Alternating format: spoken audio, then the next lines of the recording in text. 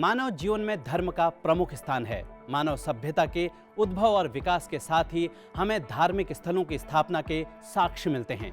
आदिकाल से ही मानव ने अपनी आस्था को एक निश्चित रूप देने के लिए धार्मिक स्थलों का निर्माण किया, जिनमें मंदिर, मस्जिद, गुरुद्वारे और गिरजाघर शामिल हैं।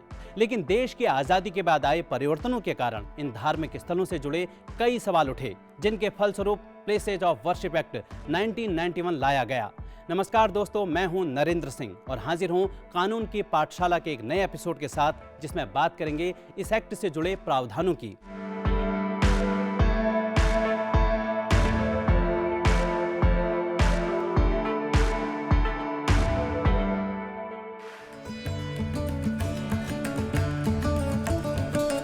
मानव आस्था से जुड़े विषय ऐसे होते हैं जिनके एक पहलू की कानूनी व्याख्या करने पर दूसरे पहलू पर सवाल खड़े हो सकते हैं, जो किसी भी राष्ट्र के विकास के लिए बाधक होते हैं।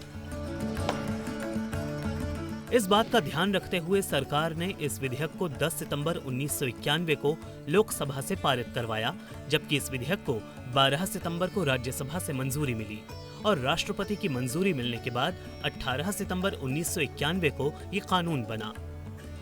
इस कानून का सबसे प्रमुख प्रावधान ये है कि 15 अगस्त 1947 को भारत में विद्यमान पूजा स्थलों पर जिस कौम या संप्रदाय का हक था वो यथावत बना रहेगा।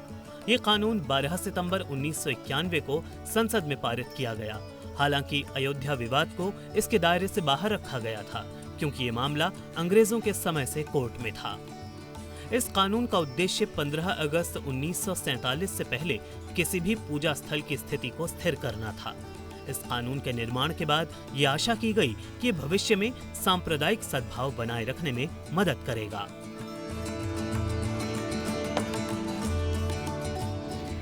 ये कानून 1947 के पूजा स्थलों के धार्मिक चरित्र को बनाए रखने का प्रयास करता है।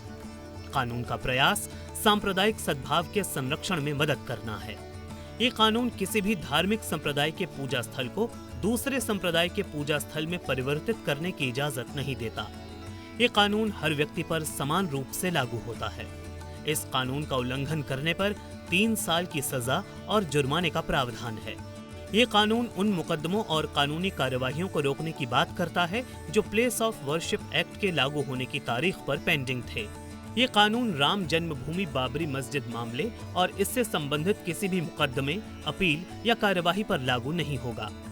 1947 से धार्मिक स्थल के बदलाव के संबंध में लंबित कोई भी कानूनी कार्यवाही समाप्त हो जाएगी और नया मुकदमा या कानूनी कार्यवाही शुरू नहीं की जाएगी। हालांकि कानून ये भी कहता है कि इसके प्रावधान इन बिंदुओं पर लागू नहीं होंगे: प्राचीन और ऐतिहासिक स्मारक या पुरातात्विक स्थल पर, प्राचीन स्मारक और पुरातत्वीय स्थल और अवशेष अधिनियम 1958 पर, कुछ समय के लिए लागू कोई दूसरे कानून पर। आपको मालूम होगा कि सुप्रीम कोर्ट ने जुलाई 2021 में प्लेसेस ऑफ वर्शिप एक्ट 1991 की वैधता के परीक्षण की सहमति दी। अदालत ने इस मामले में भारत सरकार को नोटिस जारी कर उसका जवाब मांगा था।